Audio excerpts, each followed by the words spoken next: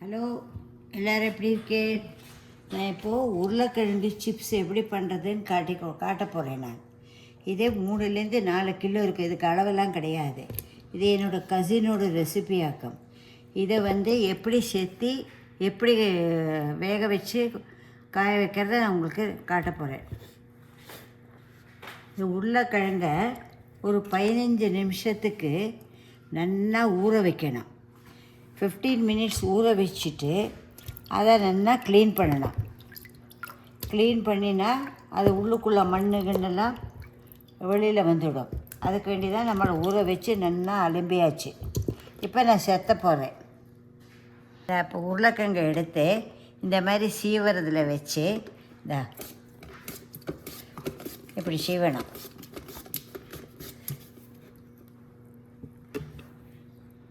அதில் இப்படி மெலிசாக வரணும்.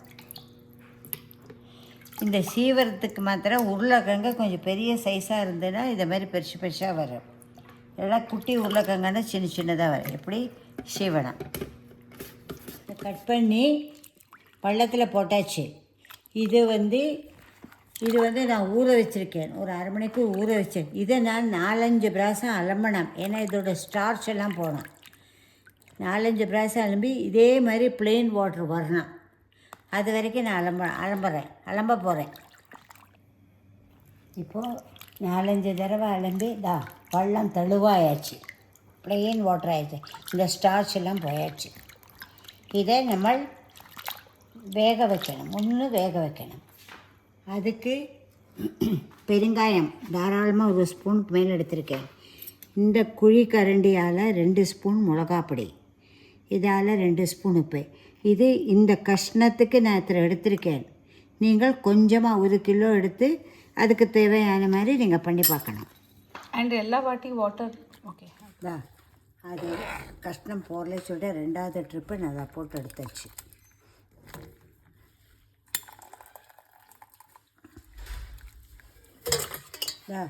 ரெண்டாவது பேட்ச்சு இப்போ அதுவும் போட்டு அதை எடுத்தாச்சு.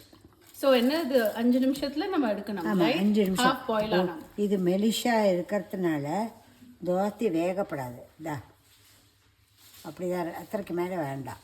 ஸோ இது நம்ம பண்ண first batch. Second batch. Next step என்னது? அடுத்து வெயில் துணியில் ஒன்றா வைக்கணும். ஒரு பீஸாக வைக்கணும். அதை நான் எப்படி போடணுங்கிறத காட்டுறேன். ஃபில்டர் பண்ணினே வேக வச்சுட்டு 5 மினிட்ஸில் இப்படி ஒன்றா. இன்றைக்கி என்னமோ வெயில் கொஞ்சம் கம்மியாக தான் இருக்குது. ஆனால் இது மெலிசாக இருக்கிறதுனால ப்ராப்ளம் இல்லை. இதே வெத்தலைலாம் போட்டால் கொஞ்சம் ப்ராப்ளம். இப்படி சிங்கிளாக போடணும். இதுதான் பிக்கெஸ்ட் டாஸ்க். போட்டு காமிக்கிறேன். எல்லாம் தனித்தனியாக உணர்த்திட்டேன். எனக்கு துணி போடலை. அதனால் கொஞ்சம் மேலே போட்டிருக்கேன். மெலிசா ஆனதுனால இது மாதிரி உணர்த்தியாச்சு. இந்த மாதிரி உணர்த்தினா 2 நாளைக்கு உணங்கிதுன்னா நல்லா வறுத்து காட்டுறேன். உணங்கினதுக்கப்புறம்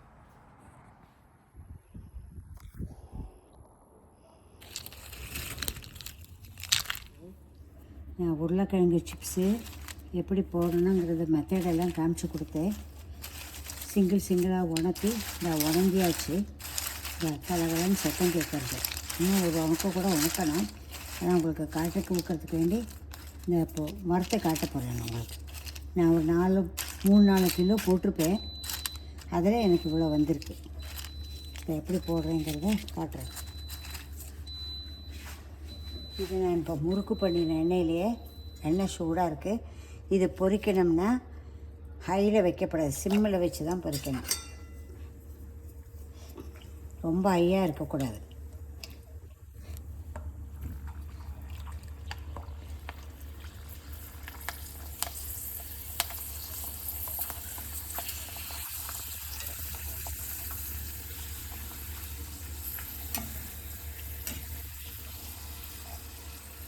அவ்வளோதான்.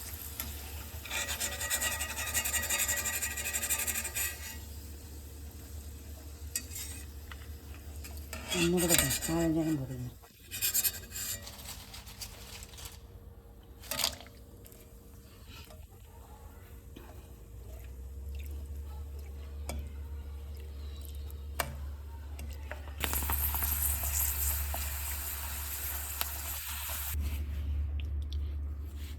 சிப்ஸு பொரிச்சாச்சு. இதை சரியாக பார்த்தா பிப்ரவரி மாதத்தில் போட்டால் அது உருளைக்கிழங்கு விலையெல்லாம் கொஞ்சம் கம்மியாக இருக்கும். பிப்ரவரி மாதம் போட்டால் இது நல்லா வரும். ஏப்ரல் மேலே ஜூன் மாதம் அக்னி நட்சத்திரத்தில் ரொம்ப வெயில் வந்து போட்டால் ரொம்ப சவந்துடும். இந்த மாதிரி டைமில் போட்டால் நல்லா வரும். இது வந்து சிம்மில் எண்ணெய் சூடானதுக்கப்புறம் சிம்மில் போட்டு எடுத்தால் தான் இது நல்லா இருக்கும். இல்லைன்னா சவந்து போகும்.